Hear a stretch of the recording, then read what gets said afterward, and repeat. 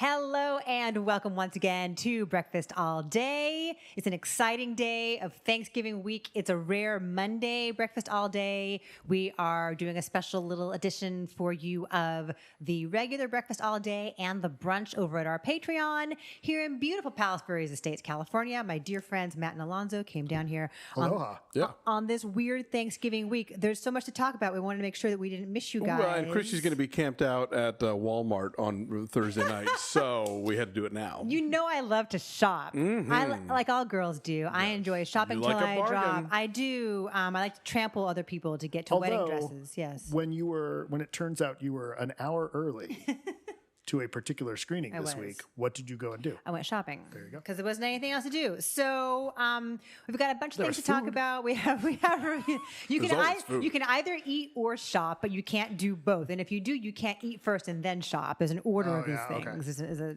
sequential thing that has to happen here. So we've got a bunch to talk about. Also this weekend, before we get to our reviews of Frozen 2 and A Beautiful Day in the Neighborhood, Alonso and I had the pleasure on Sunday morning of seeing 1917, which we can talk about a little bit now. It doesn't come out till Christmas, right? Yes, we can. We'll tease it out a little bit. Matt needs to see it, and we'll go more in depth later. But this is a very ambitious film from Sam Mendes, at least on a technical scale. It is. It's not a one-take movie, but it is crafted to look like one. And so, I mean, there are a few gaps in the action, but it's all in real time, like rope. Just about, yeah. I'd say like 80-90% of the film is one real-time kind of thing, involving two World War I British soldiers who are sent through no man's land to the front line to get a message to stop a battle from starting when the telephone lines have been cut. And it is pretty intense, pretty harrowing, and it is not as thoughtful as other World War I movies in terms of having something to say about what did World War I mean and what did it represent about the world or about warfare in general. But as a very sort of, as like a thriller about two people in a dangerous situation, it's very effective. It's harrowing. And I don't think I realized going into it that it was going to be this one take conceit or, the idea that it's one take. Of course, it's in big pieces, but like they're walking and then they're still walking and stuff's happening around them and past them and beyond them. And I'm like, oh, we haven't cut yet. This is really, and I will admit, like, I liked Birdman. I am a sucker for that gimmick. And if it can be pulled off with the kind of intricacy and choreography that we have here, it's amazing. Like, there's so much I want to know about how this was shot. And of course, the brilliant Roger Deakins, the cinematographer. At one point, our friend Glenn Whipp, who was sitting next to me, leaned over and he's like, oh, Deakins is just showing off now. I'm like, because he can, right? If he doesn't do it now. Well, and bunch of people with dark faces and bright eyes. No. No? No. It's like very naturally covered in filth lit. And like you see, that's a Deakins thing though, right? Like somebody will be all dirty and then their eyes are. He uses shadow and darkness really powerfully here. Anyway, it's really intense. I can't wait for you to see it, Matt. I can't wait for you guys to all see it so we can talk about it. When they're tracking the guys through the trenches and the camera's in front of them, so they're facing. I turned to Christy and said, "Oh, they're doing it backward and in heels." Yes, through the mud. Yeah. Anyway, so we saw that on Sunday. Then there was a Q&A afterward with Mendes and a couple of the two main stars in it. So that was cool. My review will be running today on TheWrap, as is my review of another Christmas Day opener, Little Women, which the embargo lifted today, but will not be in theaters for another month. It's great. I can't wait to see it, and I for sure need to see it before LA Film Critics vote. Yes. I just sent an email to the publicist today, so get back to me because I need to see Little Women. Because you're watching. Yeah. Also this week, I had the pleasure on Saturday night of moderating a Q&A from Mickey and the Bear, which I would love for us to get to at some point because it's really good. Starring Camilla Morone and James Badgedale. I talked to the two of them and the director, Annabelle Attanasio, who is like 26 years old, and this is her first film, and you'd never know it. Camilla Morone, who was so good in Never Going Back, which we talked about last year. We liked a lot. She's great in this. She's also Leonardo DiCaprio's girlfriend. Yeah, whatever. But she's a very, very talented actress. I like to think of Leonardo DiCaprio as being Camilla Moreau's boyfriend. That's a great way to look at it. I like that even better. So anyway, that lasts till she turns 30. 26. 26. Yes. Logan's Run. It's like Menudo, right? You're 16 and they kick you out. So by telling you all this, though, is because it's just this crazy time of year for us where we're trying to get so much in. And so if we're a little out of order here in terms of when we see things and get a chance to talk to you guys about it, that is why. I've also got several top 10 lists floating around my head that I have to deal with in the coming week or so. That's already due? Oh, yeah. They want that like early December. I was like, I haven't seen everything yet. I was going to say the pressure. It's a final exam of cramming. But anyway, for this week, we have Frozen 2 for you, the much anticipated Frozen 2. Which of you guys wants to describe it? Okay. Well, we open with a song about how everything is great and nothing's going to change, which is our first tip that nothing is great and everything's going to change. There is. I had no idea they were going to do everything is awesome in this movie. So basically, there is some strange sort of supernatural thing happening that puts Arendelle in danger. It sends Anna and Elsa and Sven and Olaf and Kristoff off to an enchanted forest that has been sort of enveloped in a mist that no one can seem to get in or out of, but they managed to permeate it. I think Matt Seitz called it finally a version of Annihilation for the whole family. It is all tied into a terrible thing done by Anna and Elsa's grandfather. And so it is sort of up to them to fix the historical sins of Arendelle, which may or may not require a great sacrifice on their part. And also Elsa having a deeper understanding of her powers and where they came from and what her destiny is meant to be.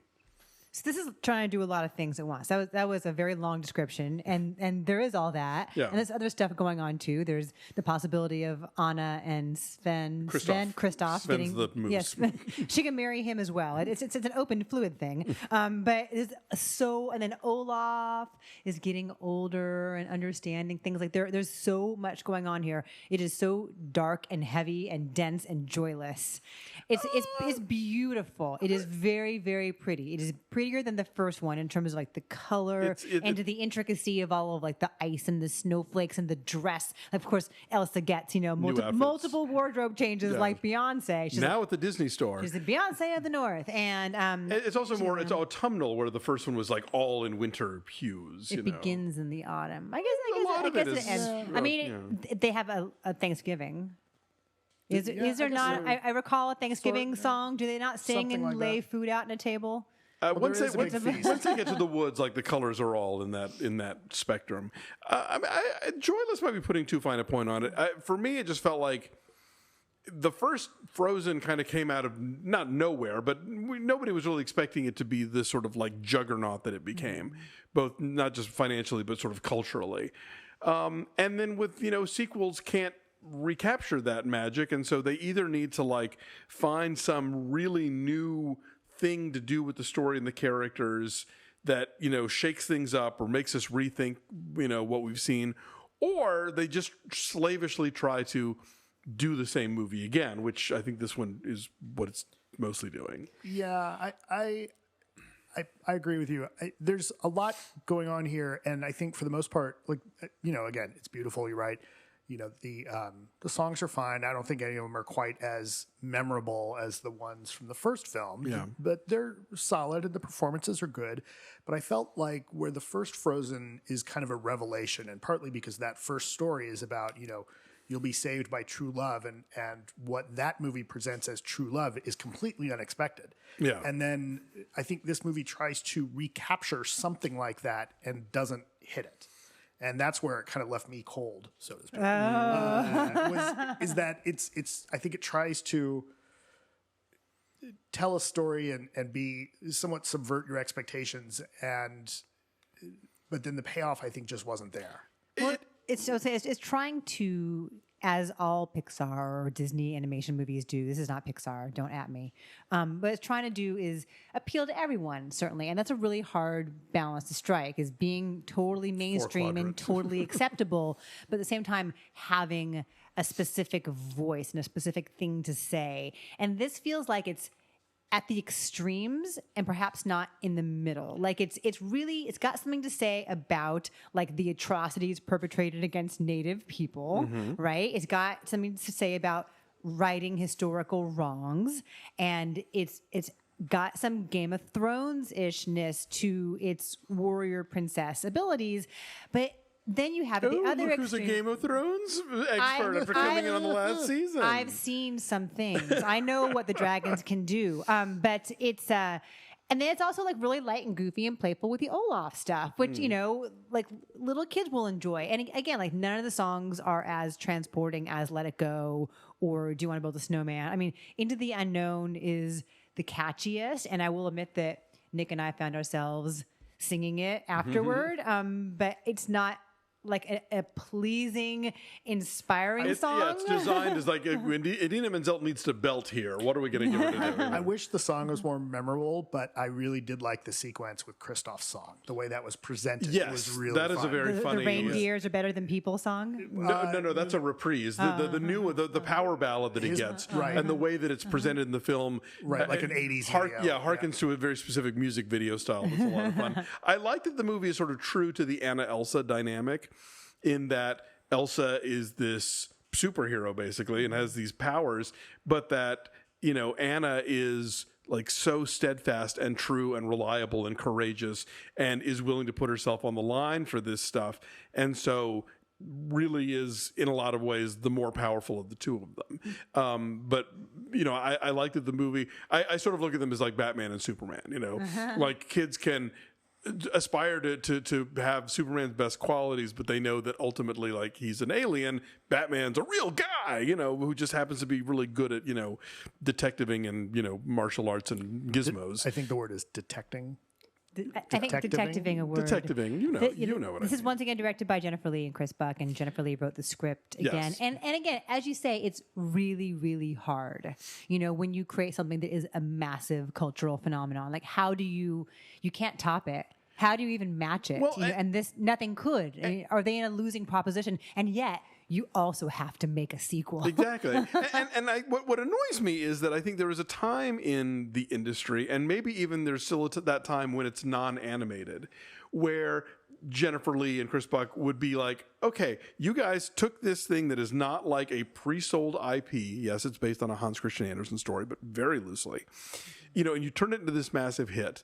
Like, we now trust you to, like, do something else. And then we would like you to do Frozen 2 because, you know, the stockholders are demanding it. We gotta sell more backpacks. But like here, we're just going right into the do it again and you know, bigger and splashier without that moment of like, here's your reward for, you know, thinking outside the box and creating this thing. Right. You know? It's The Force Awakens versus Empire Strikes Back. Right. If you're, I think that there was a version of Frozen 2 out there that they really just swing for the fences and go in a completely oddball direction that nobody expects. That's kind of that I think is some of the magic of the first film. Sure. And this one, they play it safe. Yeah. You know, and I think that Not they had to like Gremlins to it, but they could have at least like, yeah. Right. So this made a shit ton of money this weekend. Yes. Oh, yeah. As we It'll knew still it would. make a bunch of money. It made, No, it made absolutely. $127 million in the U.S. alone. It made $355 million worldwide, which is some kind of record for a non-summer blockbuster global opening. I mean, the audience is there. It's you know. I mean, think of all the kids who never saw the first Frozen on a big screen. Oh, that's true. Yeah. The theater I was at last night, when I saw it at like 7:00, was still pretty full. And there were a lot of kids there, and they were all just ecstatic after the movie. Were they? Yeah. Okay. Yeah, there were a lot of kids that were just like, "Oh my god, that was the best!" So Oh, Nick, yeah. go There ahead. were little kids at the premiere who were like flipping There was out. Oh, is that also what you some saw? It was a awful- premiere. Oh, also there was some awful person at the movie I was at who was on her phone the whole time. Did you say something to her? Yeah, I did, and two other people did, and she wouldn't turn it off. And somebody finally went and got an usher Good. to say something, but it was like, "Get off your phone!" Yeah. Put her in the stocks. People are jerks. In the public square Yes. to be mocked. Exactly. Nick and I went and saw it on Friday afternoon. It was a half day at school, so we took him to the theater at the top of the hill here, and there was a bunch of kids. And they sort of just sat there. I mean, like when Olaf was on, they giggled. I mean, but maybe the silence means that they were transfixed and That- totally Well, into that does it. happen a lot. I don't know. Yeah, I think actually if in a movie with a lot of children, if they're quiet, that means they're into it. They're into Because if they're it, not into it, they will be running around in front of the screen or like asking to go to the bathroom or whatever. So Also, there were reclining seats at this theater, so maybe they just couldn't get up. or they got a nap. Maybe they were all asleep instead of enjoying it. But then Nick and I happened to run into, totally randomly, his best friend from his hockey team afterward, because he was coming in with his sisters for the next showing. And afterward, the boy said he thought it was dark and he wasn't really that into it, but the girls dug it. So, and again, nothing matters because everyone saw it. But we wanted to chime in with our thoughts anyway. I mean, yeah, do I want to see it again? No. No. Yeah, but I mean, a lot of movies I don't want to see. Again. So we can't hold that against it. Lots of worse movies to have to sit through again. I'm not mad at this movie, but it's just not special the way the first one was because it doesn't have the spark of the new that the first one had. Because nothing could be. I'd be very curious to see, and I don't know if anybody has already written this article, what Native American audiences or viewers think of this film. Yeah, I have seen the term white savior bandied about, and I suppose a case could probably be made, but I think so much of this is about the sins of colonizers that even if those same people, this movie is so much about like the sins of Arendelle's past that even if Arendelle's current people are trying to fix it, I don't know that I would classify that as white savior as much as, you know, people acknowledging their forefathers' misdeeds and trying to make reparations. And that is a heavy thing to put in a big splashy holiday themed kids movie. Yeah, well, I think it'll inspire some interesting Thanksgiving table conversations. Okay, so what are your numbers then? I said 7.2. I'm saying 6. Yeah, give it a 6.5. All right, our numbers are 6.6. It's at 76% on Tomato Meter, and it's playing near you and everywhere else in the world. Okay, so I'll do the spiel. I will. Since I'm sitting here, I'll do the spiel. Thank you guys so much for listening and for watching and for hanging out with us. It's the holidays and it's weird, so hopefully you're taking us with you in your car while you're driving someplace to go spend time with family. Please follow us in all of the places where you can follow somebody. We are at Be Fast All Day on Twitter and Facebook and Instagram. We have a Patreon where, lordy, we get to talk about Watchmen this week. Woo. Oh my God, we're so excited to talk about this week's Watchmen. And Mandalorian. And the morning show. And yeah, all good stuff to talk about. So please go visit us there at Patreon. And like this video and subscribe to our YouTube channel if you have not already. That would be great. Yeah, the Patreon is patreon.com/BeFastAllDay. We are in all the places you can run, but you can't hide. Indeed. Thanks. Bye. Bye.